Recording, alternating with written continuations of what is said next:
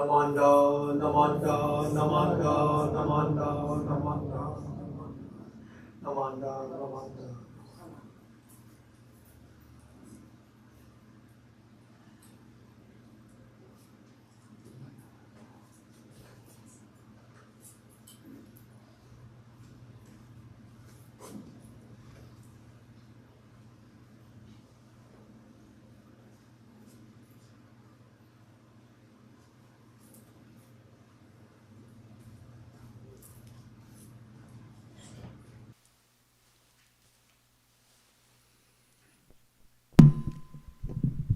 Good morning, everyone.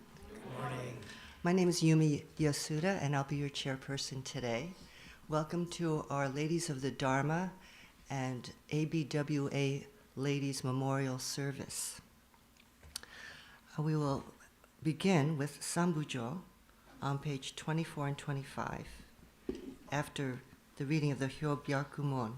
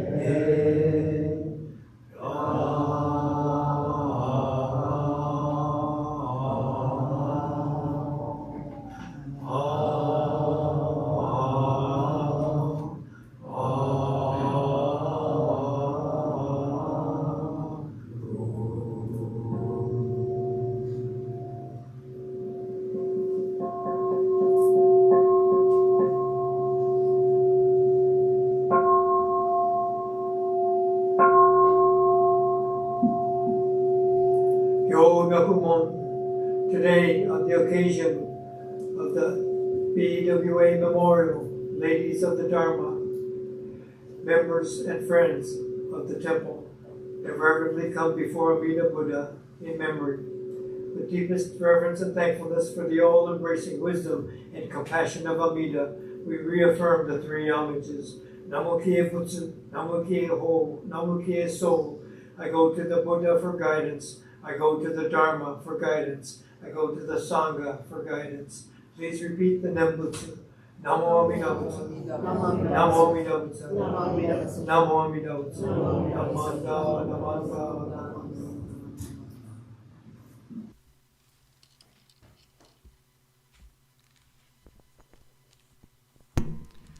We will now have sutra chanting. Sambutsuge, page 79.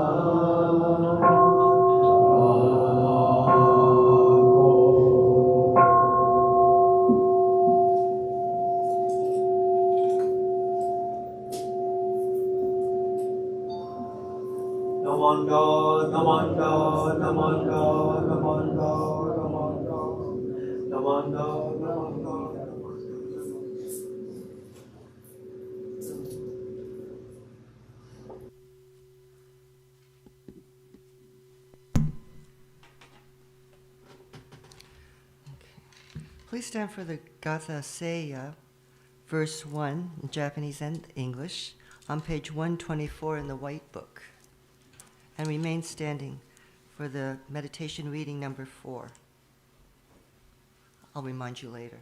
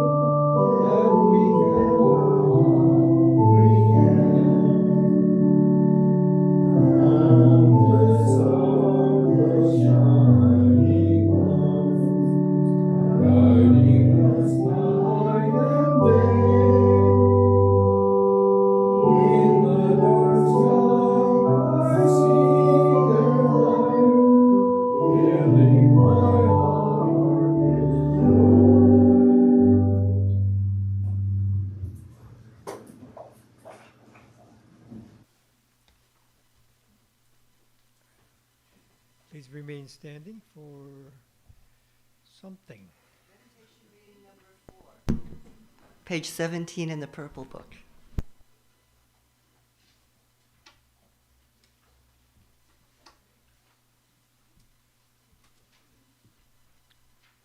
Number 4. All together. As the sun shines upon the earth, awakening into growth the seeds that lie dormant in the soil, may the light of wisdom shine into our minds and truly awaken us to our ignorance, and by this insight stir us to strive for a life of deeper understanding and enlightenment. Namo Amida Butsu. Namo Amida Butsu. Namo Amida Butsu. Namanda, Namanda. Please be seated. I wanted to share a little bit about the Gatha we just sang, Seiya. And so this is part of our service today. Seiya was written by Lady Takeko Kujo, one of the women we are honoring today. And Lady Kujo remains one of the inspirational persons of our Shin Buddhist history. Lady Kujo was not only a poet, this is one of her poems that was put to music, but she also worked to establish the Buddhist Women's Association, and she was doing this when she is only 18 years old, so very inspired to build our temples and to get the women of all our temples involved and to assist for the temple to welcome people and to keep the temple strong, making it a warm place for people to gather. She devoted herself to offering aid to those that were injured and lost their homes in the great Kanto earthquake in 1923. And she also played a key role in founding schools for women and hospitals that were able to assist the community at that time. So she found very profound joy in these teachings, the Jodo Shinshu teachings, and this exuded in her presence. And so people were really inspired by her presence because of this. She became a living example and motivated a lot of people that were around her. So in this Gatha, Seiya, she looks up at the stars filling the peaceful night, and I don't know about everyone, but last few evenings we have beautiful moon up in the sky, full moon that's larger than usual, and oftentimes Charmin and I go to our horse in Castroval, and it might be from 8 to 10 p.m. And so we take a look at the sky, and particularly I know what she means, talking about the stars filling the peaceful night. Got countless stars watching over us, filling her with joy.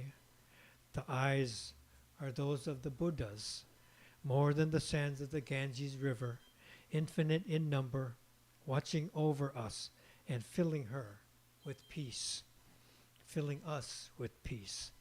Infinite wisdom and compassion, watching over all of us. So I think it's a very pretty song, and nice that we were able to include that accompanied by Lenny today. Okay, so thank you.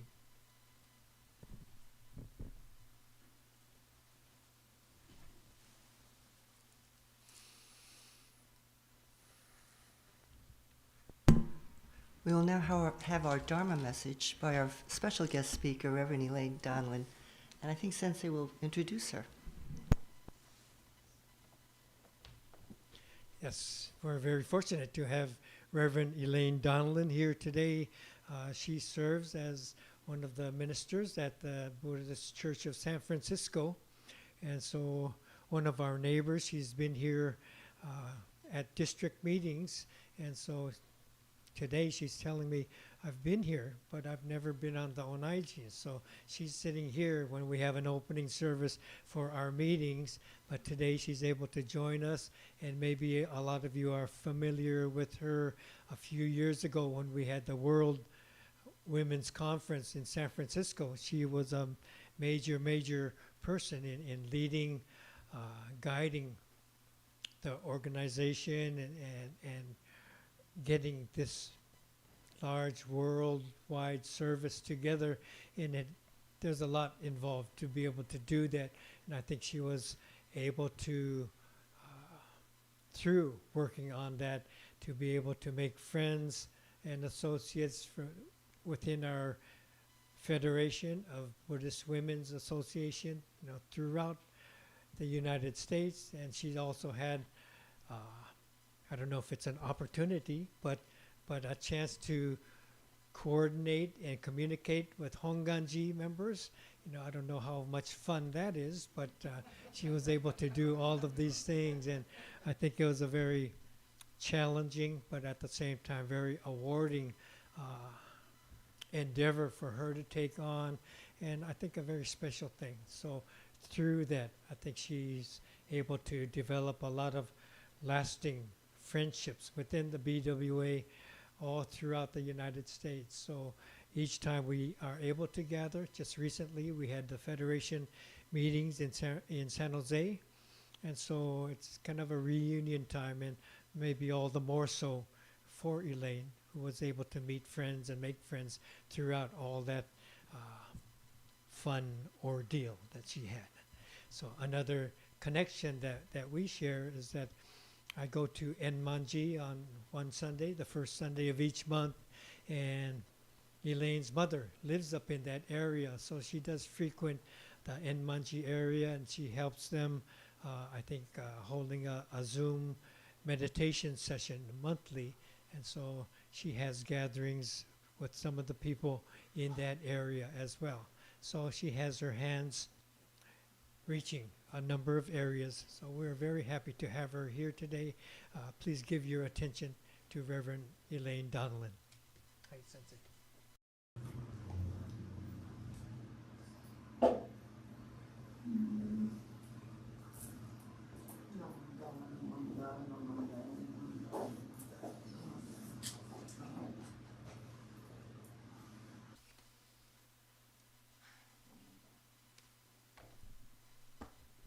Sensei, should I use this step?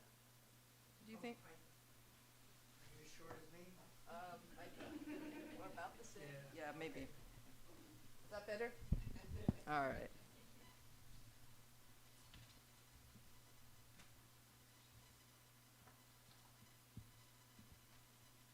Good morning. Please join me in Gassho. From Shinran's Jodo Wasan. When one utters Namo Amida Butsu, the goddess of the solid earth, reveres and protects us day and night, accompanying us always, just as a shadow follows an object. Namo Amida Butsu. Namo Amida Butsu. Namo Amida Butsu. Namanda, namanda. Namanda, namanda.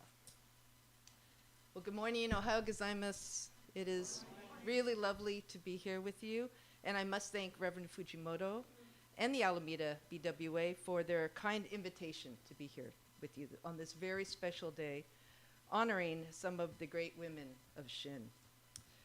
Shinran's Jodo Wasan number 2, which we just heard, is a favorite of mine for a variety of reasons. Just a brief bio, I wasn't born into this tradition. I was raised Catholic. I came from a family of Catholics. We attended Catholic Sunday service every Sunday. I went through 12 years of Catholic school, elementary school, junior high, and I graduated from a Catholic high school. And at 17, I told my mom I couldn't attend church anymore with the family. And for 3 reasons, the doctrine that I struggled with was that there were no female priests in the Catholic Church. Their stance at the time, I'm 65, so this is a long time ago, their stance on birth control, which was the rhythm method, which is why we had so many kids in my classes, because it didn't work. And then also their stance on homosexuality. So my mom said, she was not thrilled, but she said, find a tradition that will support you and sustain you through your life, to help you with the challenges that are going to come into your life. So at 17, of course, didn't listen to her. I was a musician at the time. I played jazz guitar, and so I discovered punk rock. I went to Europe for a couple months, discovering music, avant-garde music. And then when I came back, I settled down eventually and went back to school, went to college. And it was in college I took a comparative religion course. And I think I was still needing that spiritual connection, which is why I took that class. And it was in this comparative religion course that I discovered Buddhism. And it checked off all the boxes for me, and I really felt like I was home. And so I practiced it from the college. I practiced Zen for 5 years and came to realize I didn't like sitting. And then causes and conditions, I met some folks that were in Tibet practicing Tibetan Buddhism. So then I gravitated toward Tibetan Buddhism. There's 4 major schools in Tibetan Buddhism. I practiced in the Kagyu school, which is the visualization meditation school. I did that for 15 years. And I was watching, Tibetan Buddhism is really intense, and I was watching my friends become nuns and monks. And so I decided to pull away a little bit because I wasn't willing to take the vow of celibacy, become a nun. I just didn't see that in my future. And so as I was pulling away, a work colleague, I had been working at United Parcel Service since I was 19, and good union job. And a work colleague of mine in the safety department, I was doing environmental health and safety and occupational health and safety. She passed away from cancer, and her funeral was at the Buddhist Church of San Francisco. And I remember looking at it, the invitation, and I'm like, the Buddhist church? Like, I had gone to Dharma temples and Dharma centers my whole life. So I arrive at the Buddhist Church of San Francisco 24 years ago, and it was packed because she was such a wonderful, beautiful lady. And I remember walking in, you don't take your shoes off. There were pews. There was a podium where the Dharma master stood. There was an organ that really freaked me out. I thought, I'm back in the Catholic Church. But Reverend Abiko had just been assigned there. And his Dharma talk was remarkable. And I thought, this was on a Saturday, I thought, I need to find out what this is all about. Mind you, in Tibetan Buddhism, the object of reverence I was practicing and the practices was Amitabha, which in Japanese is Amida Buddha. So I was practicing and chanting and studying the 3 Pure Land Sutras for 15 years. So actually, once I realized what Jodo Shin was about, it was a fairly easy transition, but Shinran's teachings just rocked my world, and Reverend Abiko really helped me to understand that. So that's how I came to Jodo Shinshu, through Judy Ono's funeral 24 years ago at the Buddhist Church of San Francisco. So Shinran's quote that I just read, addressing the earth goddess and protecting us night and day, is referenced in the Sutra of the Golden Light. And during my time as a Tibetan practitioner, we used to chant the sutra on special days. And there's a beautiful line in the Sutra of the Golden Light where the earth goddess proclaims to her attendants, the teaching will generate in our bodies great strength, joyous resilience, and might. I can't help but think of all the women in this tradition here in the US who have come and gone before me with great strength as they struggled to find meaning as Buddhist immigrants in this new unknown land, sometimes unkind, land called America. And I can't help but think of all the women who struggled with great resilience to minimize the trauma of incarceration in World War II camps for their children and their spouses. And I can't help but think of all the women who with gentle might sit before me today, determined to keep the teachings alive in order that sentient beings may benefit from them. Today we are remembering and recognizing many strong, resilient, mighty women in our Jodo Shin tradition. Beginning with Eshinni-sama, our founder and Shinran's wife, and Kakushinni-sama, their youngest daughter. Eshinni-sama and Kakushinni-sama never taught or wrote extensively on the Nembutsu, unlike Shinran. But their contributions to this tradition is invaluable. And also, importantly, remembering Eshinni and Kakushinni is an opportunity to celebrate the true equality of women in Buddhism, which, due to human ignorance, has not always been recognized. Most of the written records tell us about the history of Buddhism were written by men, male monastics, and there are very few voices of early Buddhist women which have survived in written form, with the exception of the Therigatha. And much of this was due to the misogynistic beliefs that were deeply ingrained in societies in which Buddhism grew and spread. Even in the Pure Land Sutras, which arose with the sole purpose of offering a way to liberation and Buddhahood for everyone, the monastic writers of the Pure Land still felt compelled to honor the popular belief that women were inferior to men and couldn't enter Sukhavati, Amita's Pure Land of Bliss, as a woman.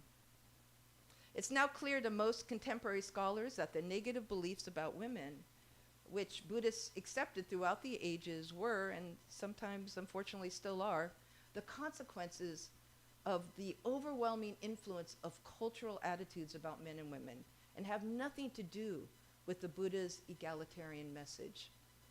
In fact, one of the stories we tell ourselves is that the historical Buddha, Siddhartha Gautama, was radical for his inclusion of women into his monastic order over 2,600 years ago.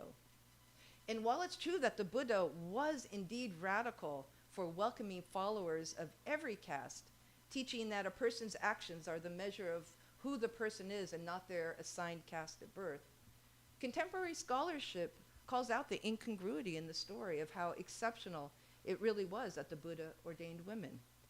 In fact, historical scholarship shows that something really interesting was happening in India in the 5th and 6th centuries with regard to female spirituality. The Indus Valley civilization in which the Buddha lived appeared to be egalitarian when it came to its religious teachers. Well before Buddha's enlightenment, the Jain religion founded an enormous women's monastic community right in the area where the Buddha grew up. Women were already home leavers. Women were wanderers. Women were contemplatives. And in the Brahmic religion, the religion that the historical Buddha grew up in, was raised in, there were powerful women who were Brahmic priests and teachers. And they were initiated as priests right alongside the male teachers. And both often studied together, and all of this is recorded in their ancient texts. But within a few hundred years after the Buddha's death, things began to change for women in India.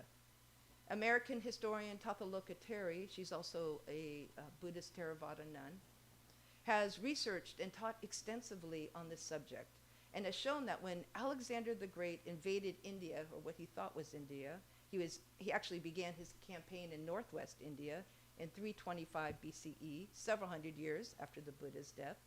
He linked the East and the West, but he also planted the Western seeds of misogyny that were flourishing in the Western Empire at the time. And so women's roles in Indian society began to change. This change in women's status is observed in a text called the Dharma Sutras, which are not Buddhist texts, but ones belonging to the beginnings of contemporary Hinduism, from which ancient Brahmanism evolved. In these texts, we now see attitudes coming forward in Indic languages that reflect those existing Western thoughts about women. Again, this is several hundred years after the Buddha died. For example, laws were introduced, making it so women were vassal or subject to their father, then to their husband, and then to their son. Fast forward 13th century Japan. In the time of Shinran and Eshinni, before the Tokugawa era, women in Japan still exercised a great deal of independence and tremendous creativity, and retained many rights which went back to the earlier times when women understood themselves as spiritually vital persons. Eshinni was more than Shinran's wife. She was an extremely independent woman, lived to 87 years of age. She did not depend on her husband. In fact, she supported Shinran financially and materially. She was educated, intelligent, and refined. She made her own decisions.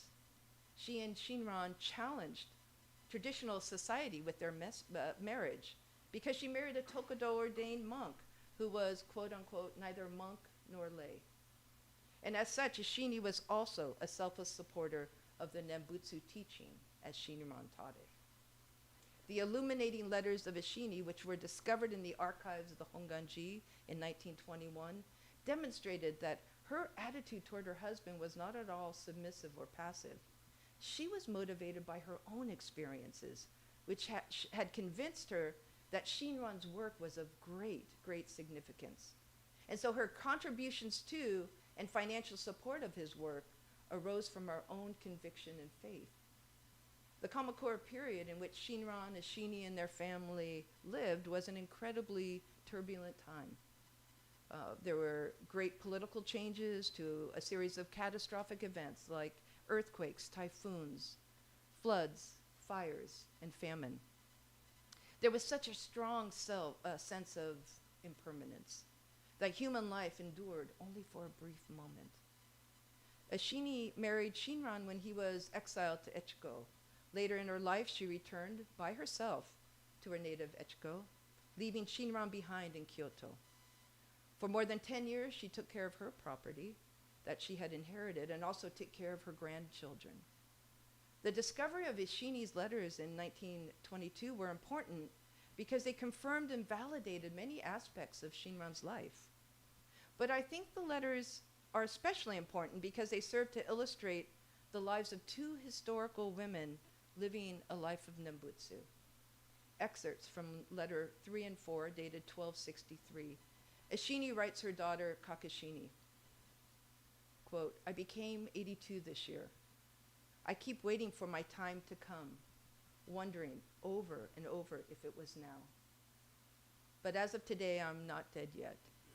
Nonetheless, I wonder whether or not I will starve to death during the famine this year. I feel upset that I do not have anything to send you with this letter, but I simply do not have the means to do so right now. In this province, the crop was severely damaged. It is a deplorable situation. Since most of the community has been ruined, there is virtually no place here or there to which one can turn. I do not know what to do to grow things, so this world seems less and less dependable. Though it is not clear how much longer I will live, there is no reason for me to feel bitter toward the world." End quote. Wow, there is no reason for me to feel bitter toward the world. Eshinni's acceptance of the impermanence of this fleeting world, to see things really as they are, truly stands out. How do we do that ourselves?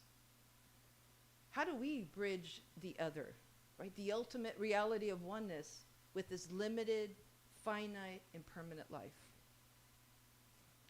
Like Eshinni and all the Shin women who have come before us, we do it through Namo Amida Butsu. There's also Kakushinni, their youngest daughter and Shinran's caregiver in his final years.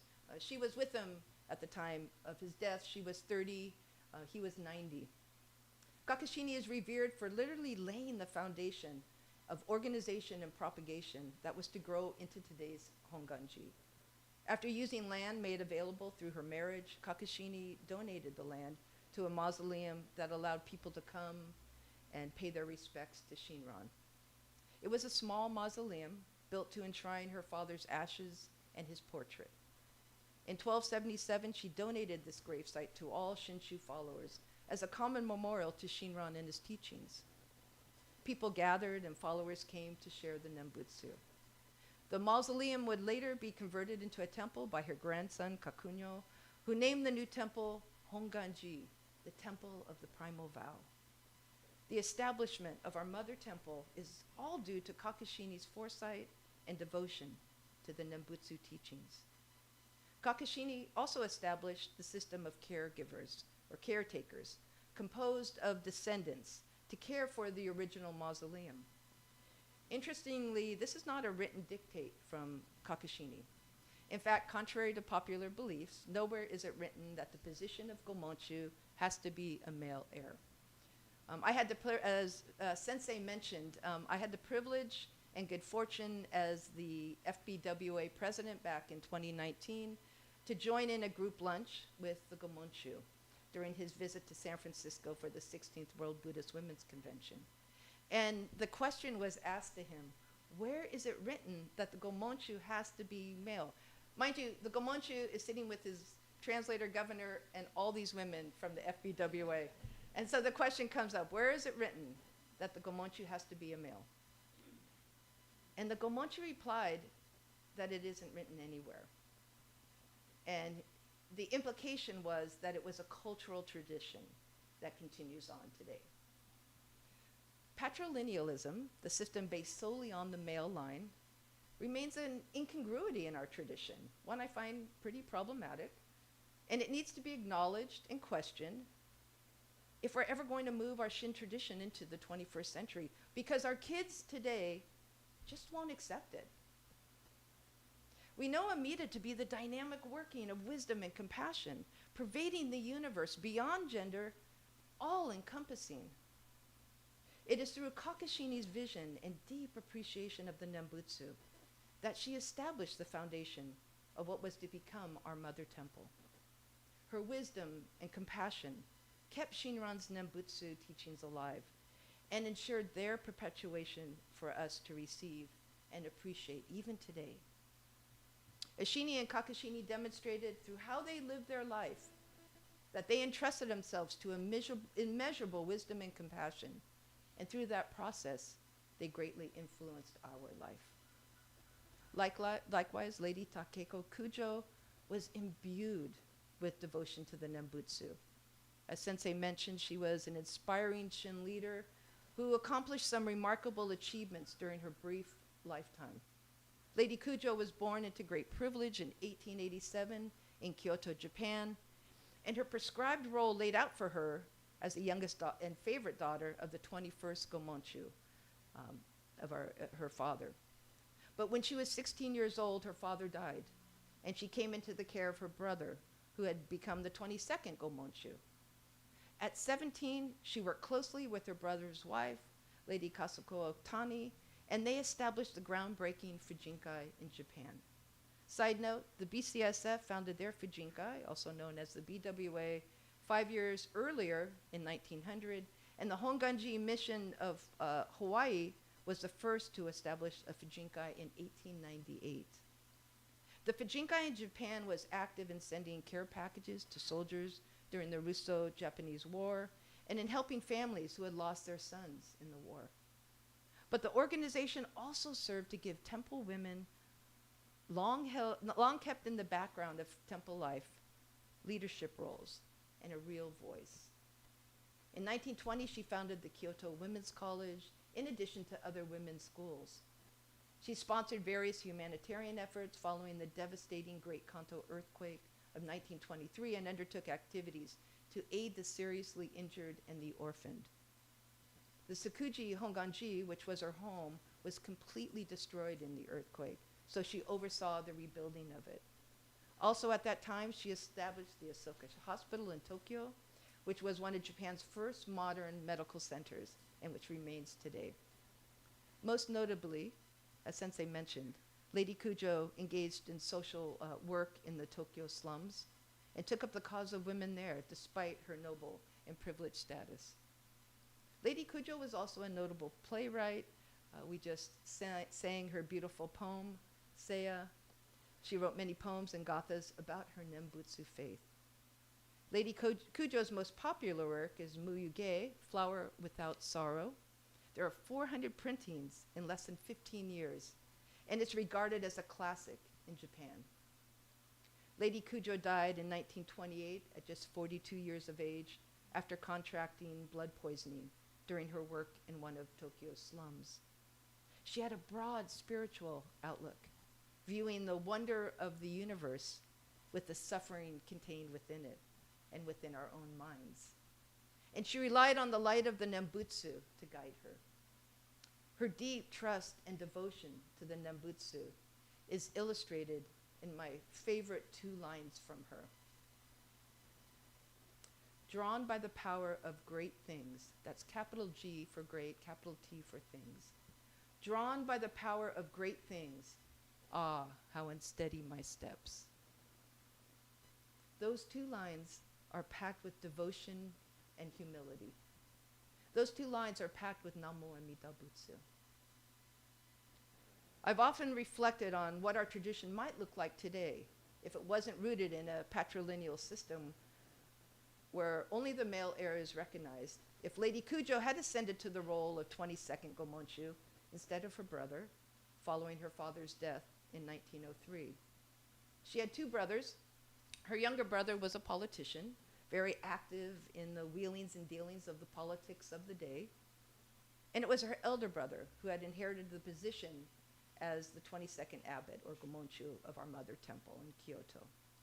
This new Gomonchu, her brother, had been an explorer, and even after his ascension to Gomonchu, he continued to finance archaeological expeditions in Central Asia, which brought huge amounts of debt to the Honganji. A financial scandal forced him to abdicate in 1914. So Lady Kujo's nephew then became the 23rd abbot. Lady Kujo was the bloodline to Shinran, just as much as her brothers were. However, the qualities of wisdom and compassion that she imbued throughout her life really stands out above and beyond. Her deep devotion to the Nembutsu, coupled with her active participation in improving the lives of women, her temple community, and the greater Kanto community, was noble indeed, and serves as a model for all Shin practitioners. Again, each of these women, Eshinni-sama, Kakushinni-sama, Ladies Kujo and Ohtani, could each have and have had solo Dharma talks, lectures, and seminars dedicated to their unique contributions to Shin.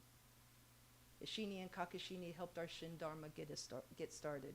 Lady Kujo and Lady Ohtani showed us how engaged Buddhists can live in a troubled and conflicted modern world. And our BWA sisters have helped plant the seeds of Dharma here on the West Coast, eventually settling in Alameda, helping to create a temple here. They all modeled for us just how the Nembutsu can be a guiding light in our own life. Because all of these lives affirm the working of the compassionate primal vow. We thank them all for the opportunities we are given to gather here to hear the Dharma, to chant the sutras, and to say Namo Amida Butsu together.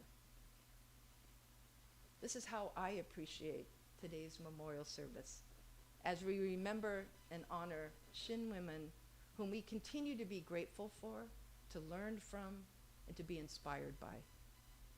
Let us together, guided by wisdom and vitalized by compassion, cultivate and nurture each other as we walk the path of Nembutsu together. Please join me in Gassho as we listen to the hopeful words of our founder Shinran. Awaken to the life-nurturing primal vow of Amida, those who only entrust in this universal activity of love and compassion, through the benefit of being embraced and never forsaken, all attain enlightenment. Namo Amida Butsu. Namo Amida Butsu. Namo Amida Butsu. Namanda. Namanda. Namanda. Namanda. Namanda. Thank you.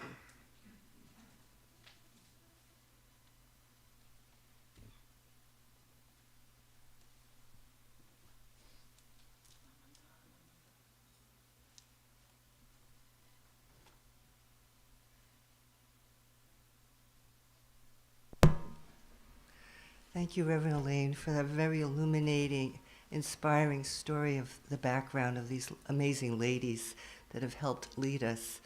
I was thinking earlier about that phrase, behind every great man, there's a woman. And in this case, I think celebrating Shinran, it's now made us aware that he's flanked by these two amazing women that have helped carry this tradition. Because without them, we probably wouldn't be sitting here today. And then Takeko Kujo, also the writings that she's had. It's pretty a wonderful experience to read her book, her poems. So I appreciate all of that interesting history and the life of Shinran and everyone else that's allowed us to be here today. Okay, we're going to have our final Gatha on Doksan on page 220 in the Purple Book.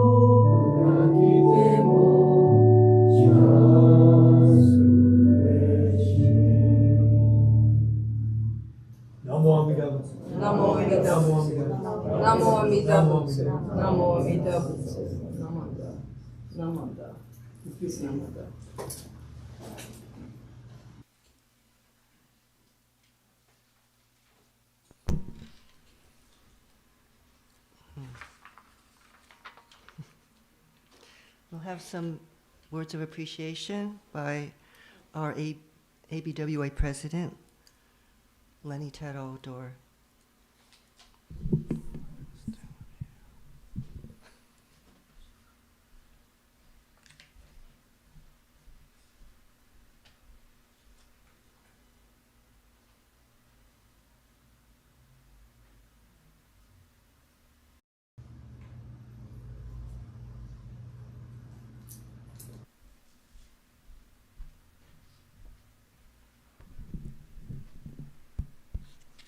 Good morning, everyone. So nice to see so many of you here today. And welcome back, Joyce. First, I'd like to thank Reverend Elaine for being our guest speaker today. I really learned a lot. As Reverend Dennis was saying, she was really instrumental in making that World Convention in 2019 such a success. She's a great leader. And she also continues to work hard in support of our Bay District and Bay District BWL and in the BCA. So thank you for all your efforts, Elaine. Reverend Dennis, thank you for all the preparations and setup of today's service. And I'm sure there's a lot behind the scenes that we're not even aware of that you do. So thank you, Sensei. And thank you, Yumi, for being our chairperson today. You always do a really good job. And Brian Piper is in the back, literally behind the scenes. And thanks, Brian, for taking care of the YouTube operations and the audio and everything. He's our important techie guy. And the Altar Flowers team was Jackie, Dorothy, and myself. At this special BWA service, we honor our Shin Buddhist women role models, Lady Eshinni, Kakushinni, Takeko, Kujo, Yoshiko, Ohtani, and our late BWA members. I've always said that my family was really fortunate when my father was assigned here over 60 years ago.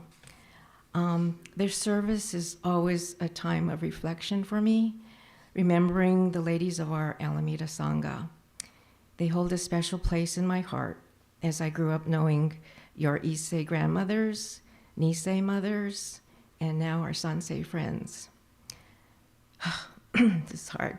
It's still hard for me to believe that this year we honor our dear friend Diane Matsuoka. She will be remembered for her happy disposition, her laughter, and her creative table centerpieces. And she was always so fun to work with. And Mrs. Shintani, Howard's mother, passed away very close to her 101st birthday.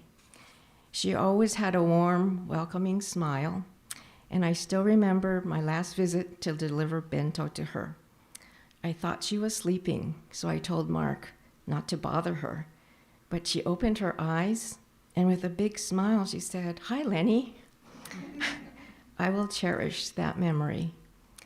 Both Diane and Mrs. Shintani will be dearly missed, but fondly remembered. And I'm so grateful to all of those who have passed away, and to all of you who have been so helpful and supportive of our BWA over the years. So we honor our late BWA members at this service, and also show our gratitude to all of you at our appreciation luncheon after the service. So I'll see you all there. Thank you. Namo Amida Butsu.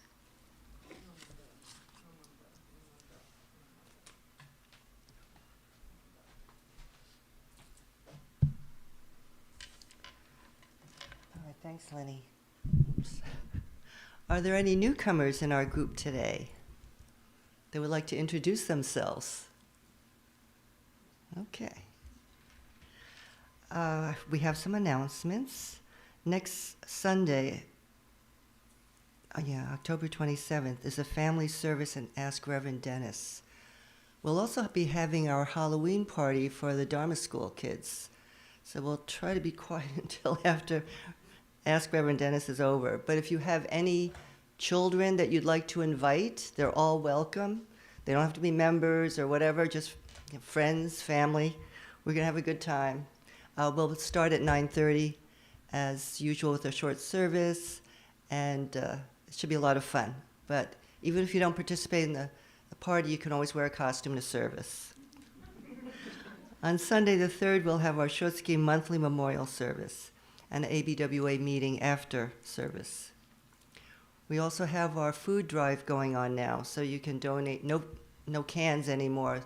Checks, donations are acceptable in envelopes to the ABWA, which we will send in, or online. I guess the online,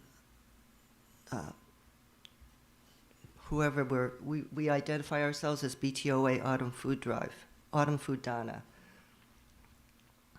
Any other announcements? No. Sure.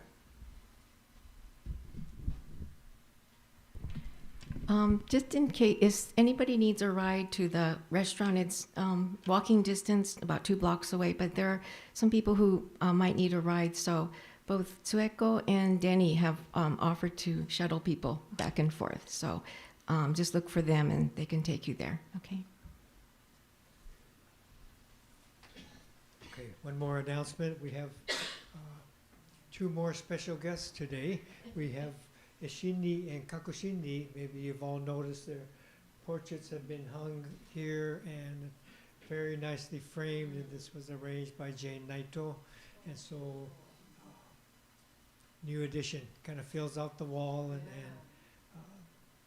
nice to have them join us today. So, thank you. Thank you again, Reverend Donlin.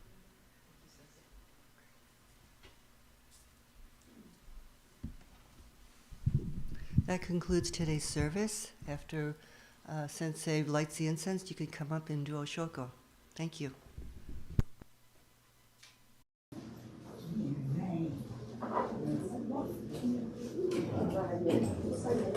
I got it.